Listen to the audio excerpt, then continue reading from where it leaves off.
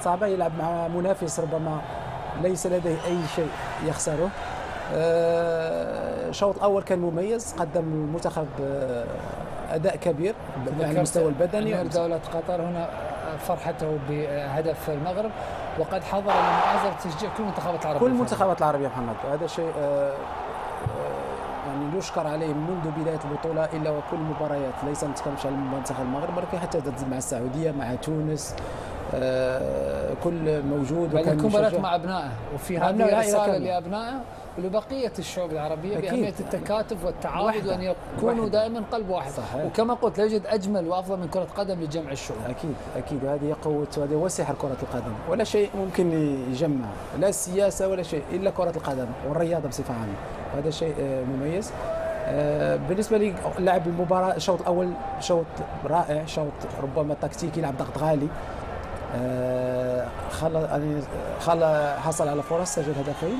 من ثم شاهدنا الشوط الثاني ربما توقيت الهدف اللي جاء فيه الهدف الأول للمنتخب الكندي، بدأ بعد الخوف خصوصا مع بداية الشوط الثاني، العياء.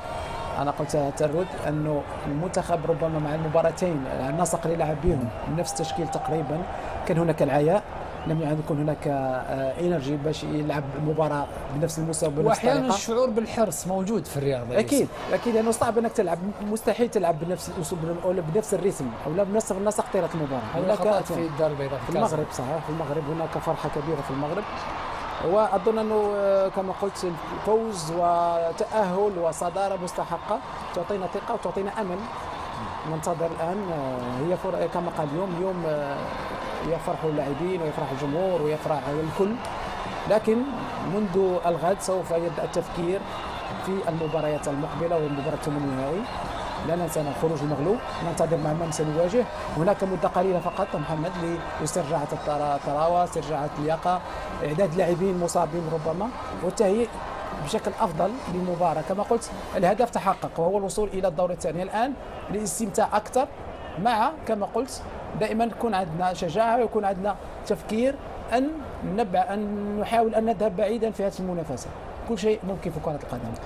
الآن نستمع لزياش متحدثا بعد نهاية هذه المباراة وبعد تأهل المنتخب المغربي كبطل لمجموعته السادسة. حاولت بالتأكيد أن لا تقدم المقابلة منذ قليل. أخبرني الآن، أنت سعيد، ماذا عن هذه اللحظة؟ أنتم في صدارة المجموعة، ما هو الإحساس كلاعب ومجموعة؟ فخور. نحن حاربنا في كل لحظة على أرضية الميدان في هذه المباراة وكتبنا التاريخ اليوم، وأظن بأن الجميع في غرفة تغيير الملابس وحول العالم يدركون ذلك ويمكن أن يكونوا فخورين. سجلت الهدف الأول، ما هو الإحساس؟ رائع، إحساس رائع. الهدف الأول إحساس رائع. وهذا ماذا يعني هذا بالنسبة لكم وبالنسبة للمنطقة بصفة عامة؟ لأنني رأيت الجماهير اليوم، هذا رائع، هذا أمر جنوني بكل بساطة. بالنسبة لنا كلاعبين نعرف أنه عندما يلعب المنتخب المغربي الأجواء دائما ما تكون هكذا، ونعرف هذا الأمر ونعرف جماهيرنا، ولكن إحساس رائع، ولهذا نلعب كرة قدم. حظا سعيدا للمستقبل وتهانينا للدور القادم. شكرا لك. استمعنا لحكيم زياش الذي قدم مباراة كبيرة. دعونا ننتقل إلى أرضية الملعب. بالتوفيق لأسود الأطلس في دور 16. مستمر إلى دور 16. كيف وأين في صدارة هذه المجموعة السادسة في المرتبة الأولى ب7 نقاط. فرحة المغربية المستحقة، نعيش معكم أجواءها.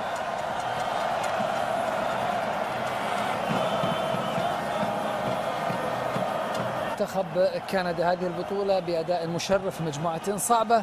تابعنا معكم سجدة الشكر لله من نجوم المنتخب المغربي كابتن يوسف شيبو. مبروك، حقق هذا الجيل إنجازا تاريخيا، ثاني مرة في تاريخ المغرب للدور الثاني، أول مرة 7 نقاط بانتصارين وتعادل في تاريخ الكرة المغربية. لا يمكن أن توصف هذه التجربة المغربية في هذه النسخة إلا بأنها تاريخية استثنائية ومميزة. مبروك يوسف. الله يبارك فيك محمد، الله يبارك فيك. الحمد لله والشكر لله. أبارك أول شيء للاعبين، لهذا الجمهور. إنجاز مغربي خالص ونحن نشاهد هذا العناق. عربي مغربي خالص، الحمد لله. أهني المدرب وليد ورشيد بن محمود وكل إطار الفني، رشيد غريب أمزين، وتأهل منطقي ومستحق وصدارة مستحق محمد منذ البداية، منذ انطلاق هذه البطولة في هذه الأدوار الأولى. الفريق قدم مستوى رائع كان هو الافضل وكان هو اللي يستحق هذه الصداره. الان احنا تصدرنا وتاهلنا والحمد لله والشكر لله، وهذا بفضل الله سبحانه وتعالى وبفضل مجهودات كبيره لكل اللاعبين، لهذا الجمهور اللي دائما كما قلت احد اسباب هذا التاهل، اللي ربما ساند منذ بدايه هذه البطوله الفريق الوطني منذ بدايه المباراه الى اخر مباراه في كل المباريات يا محمد. وهؤلاء الشباب هؤلاء حكيمي الذي اعتقد انه ضحى كثيرا، صحيح ضحى كثيرا بنفسه، صحيح، ودموع الفرح طبيعيه لانه عانى من عضله خلفيه باصابه كبيره، ومع ذلك قاوم وقاتل من اجل خدمه المنتخب. اكيد وهذه تاريخيه اللقطه محمد، وفتره سيبقى دائما في التاريخ، تاهل لثاني مره في تاريخ المغرب للدور الثاني. نتمنى ان شاء الله ان نصل الى ابعد نقطه. الان عندنا جيل مميز من اللاعبين مع ثقه، مع مدرب جيد، مع هذا الجمهور كبير كذلك. نتمنى ان شاء الله ان نظل الى اخر بطوله، نحاول ما امكن نلعب كل مباريات الان باستمتاع، نستمتع ونلعب مباريات. الهدف كان وهو التأهل للدور الثاني. الآن تحقق التأهل للدور الثاني. الآن على اللاعبين مركز أول أن يستمتعوا أكثر بما هو قادم. كل شيء جائز في كرة القدم، لما لا الذهاب بعيدا في هذه البطولة. كما قلت دائما الحمد لله شكر لله، ونبارك كل مغاربة في المغرب، في العالم، في الوطن العربي، ونبارك العرب. تأهل المغرب يعني يشرف الآن، فهو يمثل فليس فقط المغرب، يمثل العرب في أرض عربية في مونديال في قطر. هذا شيء مميز، ولاحظنا كل الجمهور من كل الدول، من الكويت، من الإمارات، من السعودية، من فلسطين، من كل الدول العربية، من قطر، كلهم. حتى هولندا بعد تشجعوا المغرب. الوحيد اللي كان يشجع هو جوليت من هولندا. ولكن شيبو جاء وكان لونه اصفر، كان مرهقا فعلا. الضغط كان كبير حتى الدقيقه الاخيره، صدقوني مرهق من هذه المباراه. يجب ان تكون فخور. انا فخور جدا. نعم انا ارى ذلك، ولكن الجماهير كانت رائعه. انا قلت دائما هذا هو الحافز، دائما موجود. هذا الجماهير تكون موجوده، تكون وراء الفريق، والفريق يؤدي بشكل جيد. هذا الركراجي فوق الاعناق يوسف. ولا واحد محمد الوطني يقود المنتخب المغربي لافضل مشاركه في تاريخ المغرب، صح، بالنقاط وبالنتائج في هذه المجموعه الصعبه. 7 نقاط كان افضل انجاز. ال5 نقاط اللي هو الترقية 86 كانت نقطتين للفوز ونقطه واحده للتعادل. في 98 كان 4 نقاط. هذا كان هو الافضل في التاريخ مشاركه بالنسبه للمغرب. وفي اعتقادي ولا واحد كان ربما يعتقد ان الركراكي في ظل شهرين فقط، مباراتين فقط قبل بدايه البطوله كاس العالم، ان يحقق هذا الانجاز، وانجاز تاريخي. ومبروك والف الف الف مبروك اخويا طارق. دكتور طارق اشرف حكيمي يفوز بجائزه افضل لاعب في هذه المباراه بعد ان قدم مباراه كبيره، خاصه من الجانب الدفاعي، تحمل على الاصابه وصنع الهدف الثاني للمغرب. اول شيء الف مبروك كابتن يوسف، المبروك المغرب، المبروك لنا جميعا كعرب في وصول المنتخب المغربي للدور ال16.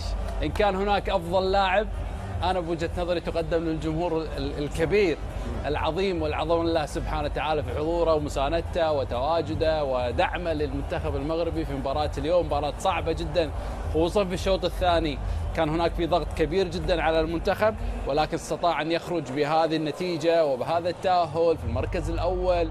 ينتظر مجموعه اسبانيا والمانيا من هو الاول من هو الثاني لكي يواجه في الدور 16. عمل كبير جدا كابتن وليد الركراكي مدرب المنتخب، عمل كبير في ظل الشهرين، عمل كبير في ظل الضغوطات والآمال وأيضا الأهداف والعمل اللي مطلوب منه كمدرب لكي يأخذ هذا الجيل إلى الدور 16. إنجاز كبير جدا بالنسبة للكابتن وليد، لهؤلاء اللاعبين الأبطال اللي هم كل واحد فيهم بكل تأكيد يعي هذه المسؤولية ويعرف هذه المسؤولية، وكي يصل إلى هذه النقطة كان عليه من التضحيات، وأكبر تضحية قدمها لنا طبعا أشرف حكيمي في تحامل على الإصابة وتواجده مع المنتخب والعمل بكل جد واجتهاد، ولذلك وصل المنتخب المغربي إلى الدور 16. يعني المشاهدين بوفال ايضا قدم مباراه كبيره وخرجا بسبب الارهاق وكثره الواجبات الدفاعيه في مباراه اليوم. طبعا الكل للامانه الكل قدم مباراه كبيره، لكن يعني يمكن المشاهد مو قادر يشوف الاجواء الجميله والاجواء الفرح، وايضا الفرحه على الجميع في الملعب في التأهل. للأمانة يمكن المنتخب المغربي وقع في مجموعة صعبة جدا، فيها وصيف النسخة السابقة وفيها المصنف الثاني على مستوى العالم منتخب بلجيكا، فيها منتخب كندا الغامض اللي ممكن كان يعمل مفاجأة في هذه البطولة، ولكن استطاع أن يتصدر وبجدارة. نعم يمكن استقبل مرماه هدف واحد، لم يخسر في المجموعة، تصدرها وبجدارة، ولذلك نبارك لنا جميعا ونبارك لكل من ساند المنتخب المغربي، كل الشعوب، كل العرب، كل من يحب كرة القدم كان وراء الكرة الجميلة اللي قدمها المنتخب المغربي طيلة الثلاث مباريات. تنتظر بكل تأكيد مغامرة أخرى في الدور 16. حتى هذه المباراة فقط منتخبان بشباك نظيفة، كان منتخب المغرب ومنتخب البرازيل فقط، بقية المنتخبات دخلت في مرماها أهداف. هذه النسخة، هذه التجربة، هذه النتائج رود قد تكون دافع كبير لكرة القدم الإفريقية من خلال المنتخب المغربي الذي قارع وتفوق على اثنين من أفضل المنتخبات في أوروبا والعالم، بلجيكا كرواتيا. الأمر الجيد أظن أنهم تعلموا الكثير من هذه المباراة كذلك. هذه قوته، دائما يضغط بشكل جيد، يضغط هنا تمريرة ودائما متابعة من اللاعبين، دائما قريبين. أنت دافعت عن الصيري قبل المباراة، قلت هو يبذل مجهود كبير لكن ليس الكل يرى هذا المجهود. اليوم كوفة على هذا المجهود. صحيح أنه تعرض انتقادات كثيرة محمد أنه لا يسجل أهداف، لكن عمل كبير يقوم به من أجل المجموعة اليوم. الله أكافئه بتسجيله الهدف ومقدم شوط أكثر من رائع. ربع ساعة ثم جاءت الهدف الثاني، الهدف الثاني كذلك. كيف شجع جمهور المغرب؟ الله الله الله جيبوها يا الولاد. يعني هذا الهدف، هدف رائع. شوف تمريرة حكيم زياش، دائما تمريرات وراء المدافعين تمريرة رائعة. هذه عجبت أكثر رود، تمريرة حكيم. الهدف الثاني كان في توقيت، لكن في ربع ساعة بدينا نتراجع بعض الشيء لوراء. جاء هدف الأول عن طريق الخطأ، لكن علينا الآن أن نبادر لكي تسجيل الهدف الثالث، لأنه 2-1 لا زالت النتيجة مش مطمئنة محمد. هنا محاولة إبعاد الكرة من اللاعب نايف أكرد، لكن الكرة تسجل وهدف ربما ضد مجريات اللعب. كنا مسيطرين أكثر، لكن المباراة يجب أن نلعب بحذر، نلعب بتركيز عالي كما قلت. نعم. هدفين ربما أعطونا أريحية، أن بعض الأحيان اللاعبين بدأوا هذا الاسترخاء، لكن يجب كما قلت أن لا نسترخي. مباراة 90 95 97 إلى أن يصفر الحكم. صوتك راح من التشجيع. طيب سنواصل هذه التغطية مشاهدينا الأعزاء، لكن بعد فاصل قصير.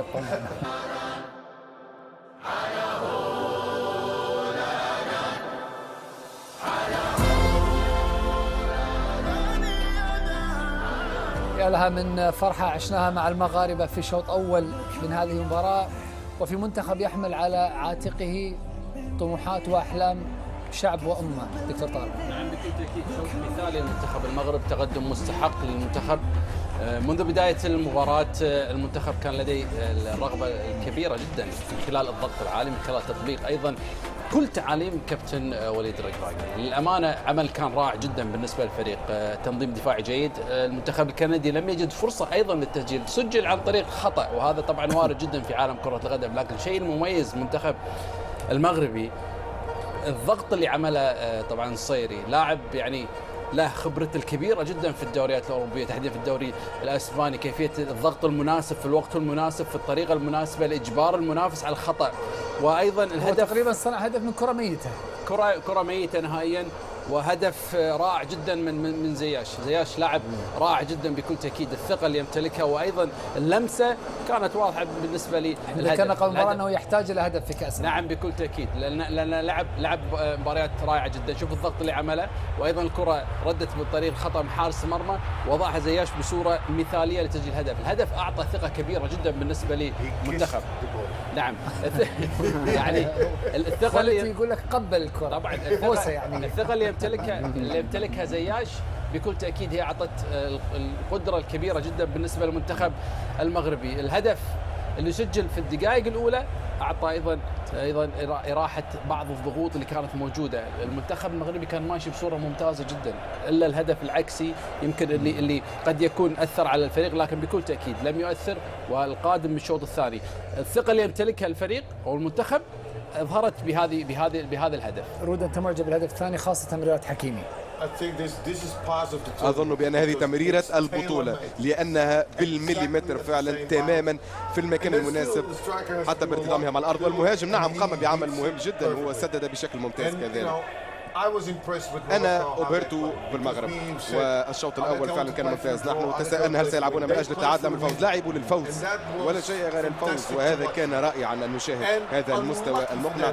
ولسوء حظهم جاء هدف بخطأ، وهذا لم يكن توقيت جيد لقبول هدف عند نهاية الشوط الأول، لكن أتمنى أن يعوضوا ويواصلوا بنفس الأسلوب، وإلا إذا ما تأخروا للدفاع هذا يصبح خطرا وتواجه صعوبات. محمد، بس أنا عجبتني صراحة الثقة اللي يمتلكها زياش في الهدف في اللمسة، واعتقد ان هذه الثقة اللي يمتلكها زياش هدوء يمتلكها 40,000 المتواجدين والأمة العربية كلها بتأهل المنتخب المغربي للدور القادم. ثقة لاعب كبير وليس لاعب وليد الصدفة، هذا لاعب كبير. الجميع فعلا بسبب الجالية الكبيرة المغربية هناك في أمستردام في هولندا. يوسف، فرصة تاريخية للخروج بنتيجة كبيرة دون انتظار أي نتيجة في مباراة كرواتيا وبلجيكا، فرصة لتسجيل مزيد من الأهداف. يجب تسجيل هدف ثالث محمد لإراحة الجماهير وإراحة أنفسهم.